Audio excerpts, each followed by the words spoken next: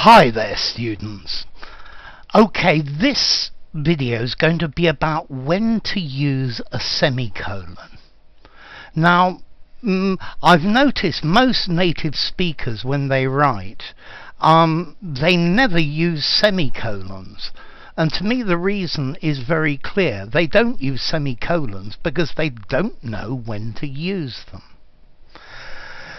Let's see, what is a semicolon? I think it's a piece of punctuation that's somewhere between a comma and a full stop. So it separates two things, but not as rotundly as a full stop, but slightly more than a comma. So let's see, let's look at it.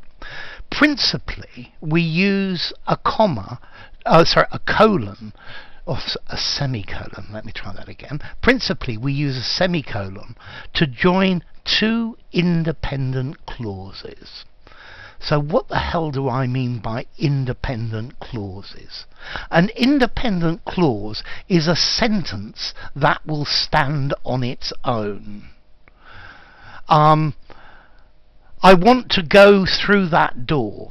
That's an independent clause. It's a sentence that stands on its own. But through that door, that's not an independent clause. It's not an independent sentence. Okay? So we use semicolons to join two full sentences, because this avoids several problems. So, this food is spicy. It contains ginger, pepper and chili. Okay, here is one clause. This food is spicy. And here is another clause. It contains ginger, pepper and chili. But this, it doesn't have any punctuation here. And this is what is called a run-on sentence, where you just join two sentences together without any punctuation between them. So instead of this, what many people do is they put a comma. This is what is called a comma slice, and this is also bad punctuation. You can't do this. You shouldn't do it like that. Yeah? Either put a full stop and make them two independent sentences with a full stop between them. But if you want to join them together and make one sentence, then you go, this food is spicy, semicolon. It contains ginger, pepper and chili. Okay? So this is a way to join these two sentences together to make one sentence, because this now is one whole sentence as opposed to two sentences here. So principally you use this semicolon to join two full sentences together when there is some sort of relation between the content of both sentences. Yeah. So if this second sentence was completely unrelated, then you should use the full stop. But as it's a related sentence, then a semicolon is very appropriate. Okay, let's look at a couple more rules. So, do not use semicolon before coordinating conjunctions.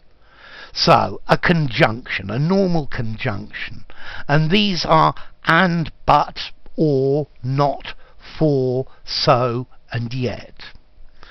The easiest way with this is just to, if you want to use a semicolon, is to delete this and, but, or, etc. and put a semicolon. But always remembering that you have two full sentences. So, this painting is beautiful and it is very old. Okay, so what you could do here is, you can't use the semicolon because of the and, but you could put semicolon and take out the and. Oh, that's one thing I forgot to say. The letter that goes after the semicolon is never a capital letter unless it's a proper name. This is always a small letter, the next one. The painting is beautiful, but it is an expensive thing to hang on your wall. So the painting is beautiful, comma, but it is an expensive thing to hang on your wall. You've got this but here and you can't use a semicolon. But if you take out the but and put your semicolon, then you're fine. The painting is beautiful. It's an expensive thing to hang on the wall. Or another example. I'm tired, so I will go to bed. Okay, so is one of these plain coordinating conjunctions, so you can't use a semicolon. But take out the so, and I'm very tired. I'll go to bed. And that's another way to use these. Okay, the next one. We use a semicolon before conjunctive adverbs. Okay, these are adverbs that join things together. So, for example, accordingly, finally, likewise, similarly, also, furthermore, meanwhile. Wow, there are lots of them.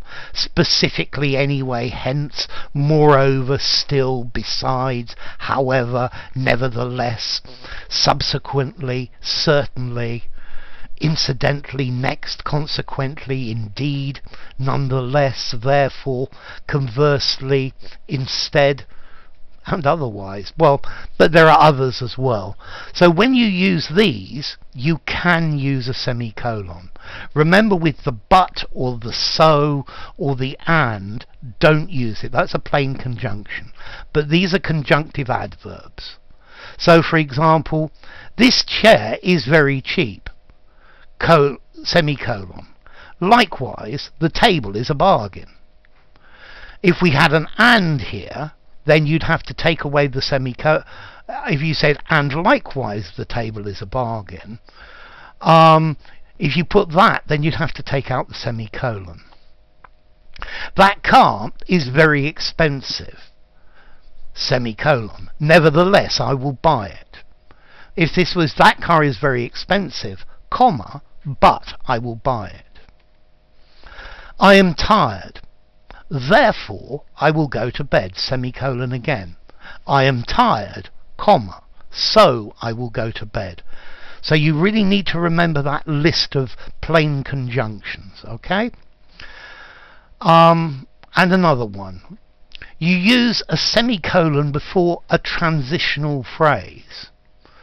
After all, even so, in fact, as a matter of fact, for example, in other words, for example, e.g., in other words, as a result, for instance, in the first place, at any rate, in addition, on the contrary, at the same time, in conclusion, on the other hand. Okay, so again, with this also remember that both parts must be full sentences. If you don't have full sentences, independent clauses, for both halves, normally you cannot use a semicolon. Okay? So, I was feeling exhausted. Even so, I continued working. Semicolon here. I woke up late today. As a result, semicolon here, I was late for work this morning. So notice with these, we are using this semicolon to join two full sentences. I woke up late today. I was late for work this morning. You're joining two full sentences. I woke up late today, semicolon, as a result. You can only not use the semicolon here with so, and, but, not, and these types of words. And that is the main use of your semicolon, joining two full sentences. That's all it is. Join two full sentences. Now, there is one other use of semicolons. Use semicolons to divide items in a series that have internal punctuation. So, I want to buy the following, full colon for your list: bread, butter, milk and cheese. These are all simple things: bread, comma, butter, comma, milk, comma, and cheese. And if you want to see about do I put a comma here, look at my video on the Oxford comma. So now look at this next one. I want to buy the following: that bread which Sue makes, that should be a capital letter, that bread which Sue makes, butter, milk, either fresh or UHT, and blue cheese. But if there's no blue cheese available, buy cheddar. Okay, so here we're using the semicolon to separate more complex units, particularly a unit, a list where there are commas within the items on the list. I visited Paris, comma, France, semicolon, new item in the list. Paris, whoops, this is wrong, that should be a comma. Paris, Texas, and this is wrong again.